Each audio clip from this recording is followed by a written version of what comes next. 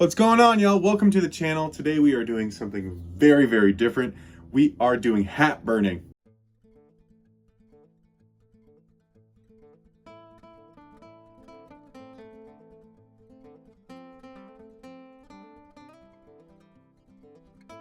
I'm gonna walk you through the steps I did to make this hat. I think it turned out so awesome. It was the first time using a hot iron on fabric and to create a design. And it just really turned out super awesome. Adding all the accessories, I really loved the way it turned out. So let's dive into it and I will take you through my process. So the first thing I did was prep all of my stencils. And the easiest way I found was to take a stencil and transfer it to the felt hat was to put that stencil on a piece of white paper, and then we're going to use a piece of cling film or a sheet of sticky transfer tape that will then be put onto the hat that we can trace. So I'm using a few different types of designs. The first one I am using is an arrow, and what I'm doing is plotting out where that's going to go. The next design I freehanded. I thought it would be really cool to have a mountain range on the side of the hat. So I just freehanded a mountain range, added a moon and some stars and just a few little bits of detail that will give the mountain range some definition. And then using that piece of paper, I kind of found where I wanted it to go, just kind of messing around, adding a few things and playing with the stencils before I really committed to adding them to the actual hat. Using that cling film, I laid it across the entire drawing, and then with a Sharpie, I traced the outline of my design. I wanted to keep it super simple so that when doing the burning, I wouldn't have to focus on a lot of details. I didn't want to overburn the hat and cause some problems and put a hole in the hat, so I felt keeping the detail very minimal would help with this process.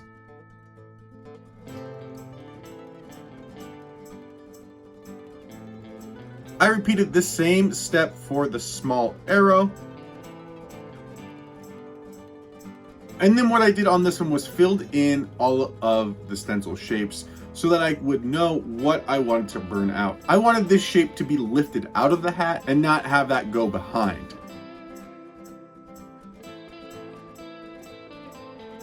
And because this was the first time I've ever done any sort of hat burning, I wanted to see what the limitations were. So I printed out two other stencils. One was a very big flower with a lot of surface area to burn. And the other one was a geometric pattern with a lot of sharp angles. And here you can see I'm planning out where I want these to go, following that same exact process, laying down the cling film so I get the shape and design that I want.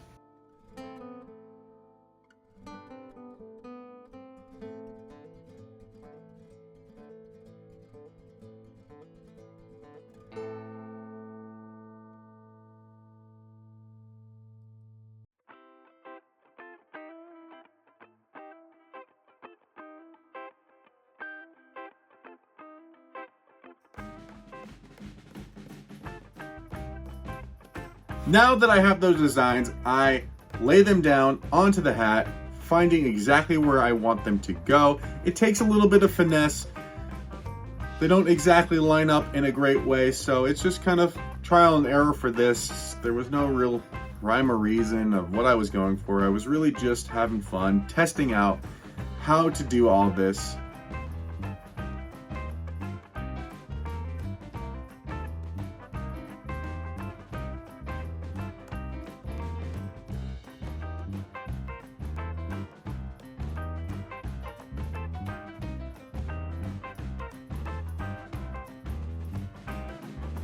My fiance and her family own a DIY workshop, and this was a new project that they were adding to their collection.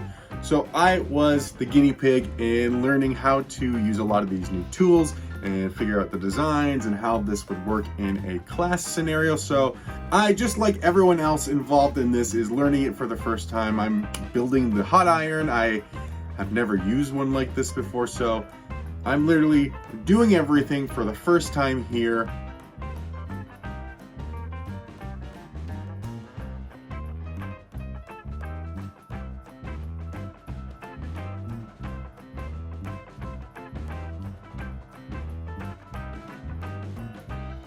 and we'll see what comes out of it. But I cranked this hot iron all the way up. I think it's sitting at about like 300 or 400 degrees Celsius, and it honestly cuts like butter. It goes through the cling film and the material super easily.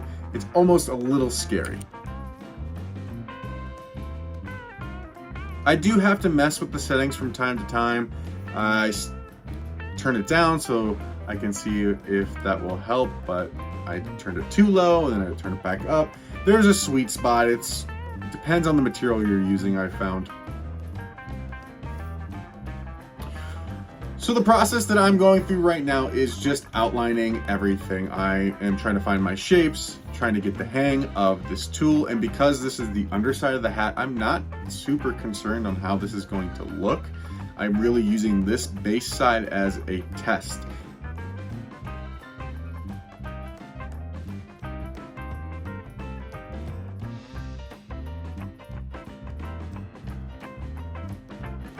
And because these are very large shapes with a lot of dark areas that will be burned out, I can use this to kind of test the settings and knife and see what I can and can't do on this hat. I even waited for it to cool down, swapped the nozzles to see if something with a more flat edge will help with larger surface areas.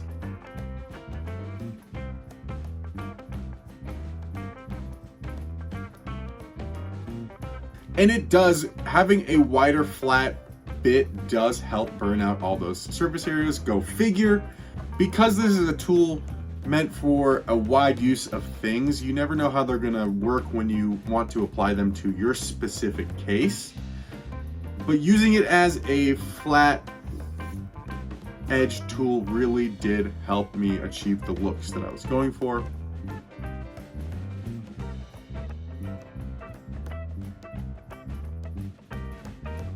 And then now that I have my stencil all burned on there, I can peel off the excess cling film, which wasn't something I expected to be so difficult. I mean, you are burning plastic, so hello, like, sure, I should have known that it was going to get melted and stick to the hat. I just didn't realize by how much. So I tried to peel off as much as I could. I used a weeding pick to really get in there and yank off some of that plastic. It really got just melded with the felt. And then after I peeled off all of that plastic, I went back in with the hot iron and then smoothed out anything that wasn't quite done.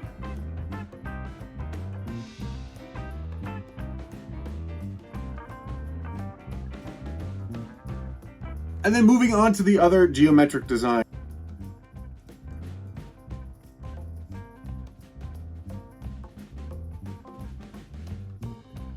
Never do another pattern that is this big. I will never do one with straight angles. Again, it just takes up so much time. It is so time consuming. It is so tedious. You need to be so precise. Hard angles, at least, maybe it's because it was my first time, but hard angles with the hot iron just don't really translate, and it just takes so long. You're also, at least the way I was doing it, I definitely, probably for sure, should have been wearing a respirator. Leaning over this hat while plastic is burning in my face probably isn't the healthiest thing I've ever done while working on a project. So I think for the future, once I do more of these hats, I will definitely be wearing a respirator. It's really hard to sit there. I mean, it smells so bad. And you're not only are you burning plastic, but you're burning like polyester felt. I feel like it's a horrible combination of just inhaling horrible carcinogens that no one should be inhaling.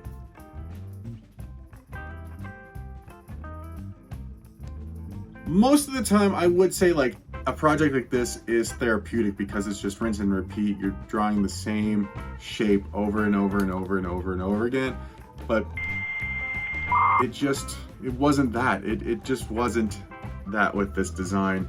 And once I peeled off the cling film, it just left behind not the design I really wanted. It felt so wrong and inconsistent despite having a template and guideline to go off of. So what I did was I picked off any remaining plastic and then took the hot knife and went back in and then redid the design without the plastic guideline, which again, I'm redoing everything. I'm going over all of those patterns again, and it just felt like never ending.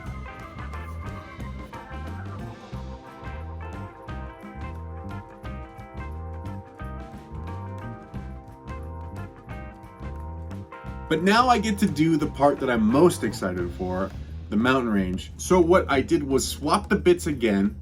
I found a more fine tip point because this is a very different stencil. It is a more of a pencil drawing, if you will. So I wanted it to be very fine, not super big shapes, super big burn lines or inked lines, if you will. And because I had so much practice burning underneath, I was super confident in how to handle the knife, how to control the heat, and what I needed to do to get the desired effect. So again, just tracing that stencil on the hat, I completed the mountain range.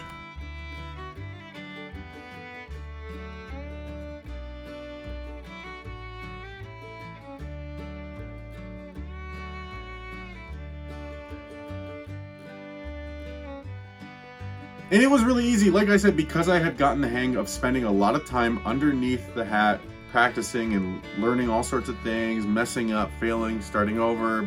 I was a lot more confident in being able to tackle a design that was going to be really shown on the side. I also felt it was a bit easier to burn on the side of the hat instead of underneath, because I was able to move it and put it into all sorts of different positions that I needed to get into those details for. And then once I peeled it away, it was perfect. There was zero crazy detail, so I think having a lesser detailed stencil really helps with the final result. The lines were super thin, they aren't super thick, so there was less material to be burned and melted to the actual hat. So I feel like that is a big point there as to, for the specific material that we're using to create these designs, with more surface area to burn, it'll leave more plastic behind and really just fuse them together. And now to do the last burning, which is the arrow on the top of the hat. I was debating on where to put this, and I thought it'd be cool to have like a little hidden design on the top that only you really knew was there unless you had your hat displayed on a wall. And I know what I said about larger areas burning, I just said it, so it's a little hypocritical, but I think because of what I had done and had gotten the hang of burning, it was just a different process this time. This one, because it was so small, it was just really easy. I didn't have to work as hard as the larger ones underneath. So I think maybe what it is, it depends on the size and surface area of the burning. I think it's all dependent. And then I'm not really sure what happened, but I lost the footage of me actually burning that arrow in. I also added a few little like hash marks or like number tick marks on the side of the hat. I was just kind of freehanding some things and wanted to see what it would be like if I just didn't have a stencil and just kind of went on the fly with some stuff. And honestly, it's super easy. Like having no stencil is honestly more freeing than having a stencil. It is kind of more nerve-wracking when you're just going for it and you're just gonna burn something random onto the hat. You don't know if it's gonna look good or not. I think that was kind of the moment where I was like, this is really fun because it's either gonna look really cool or really bad, but depending on how you dress the hat, it could really work. And now for the really fun part about this process, we get to dress up this hat. Now this is not a hat that I got to keep or anything. It's not a hat that I'm ever gonna wear, so it was just meant to be a showpiece and show anyone who's coming into the studio what they can potentially do. So I'm using all sorts of different ribbons. I found one that I liked. I really liked this polka dot one. I thought it went well with the color, and I tried various ways to attach it. I wound up looping it through the headband and tying it off. Found a playing card to stick in there, a feather to stick in there. This is where the hat making process becomes really fun, because this is just playing around. It's finding things that look cool, look fun, stuff you want to make more personalized to you or whomever you're going to gift this hat to. This part is honestly what took a good amount of time, because there's so much different stuff we can put on this hat. It was kind of endless, and just to find the right balance of things took a long time.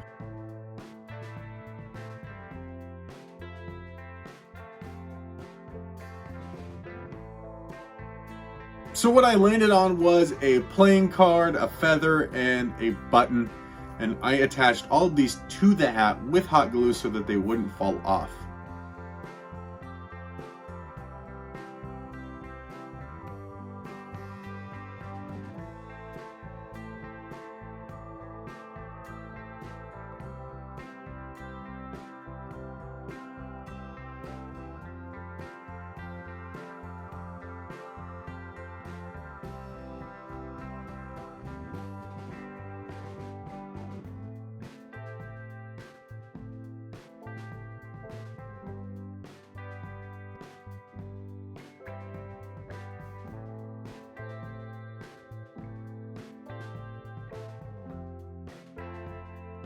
And that's it. That's it. It's a super simple, straightforward process.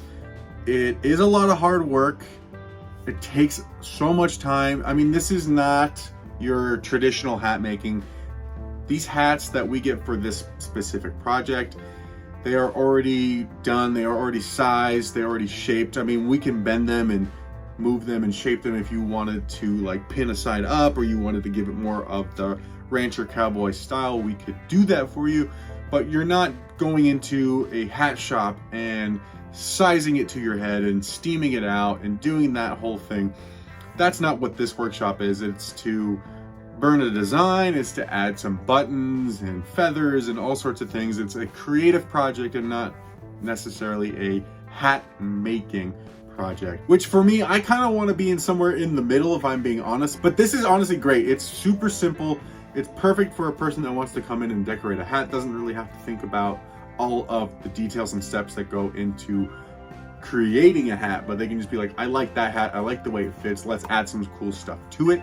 This is perfect. And honestly, because this is the first one I did, I love it. I thought it came out really cool. I'm very proud of it. I never thought I would be into hat burning or ever get a chance to create a hat burning project. So when I was asked to create this, I thought it was the coolest thing, and I'm very proud of it. I have created multiple since then, and I have helped teach this class because I am now the resident hat burning expert. So I am the designated teacher of this class, which is a lot of fun because you get to see the cool things that other people like to come in and add or do differently from everyone else in the room. It's super cool. So thanks for joining me today on this creative journey. I hopefully will be able to do more clothing-based creative projects in the future.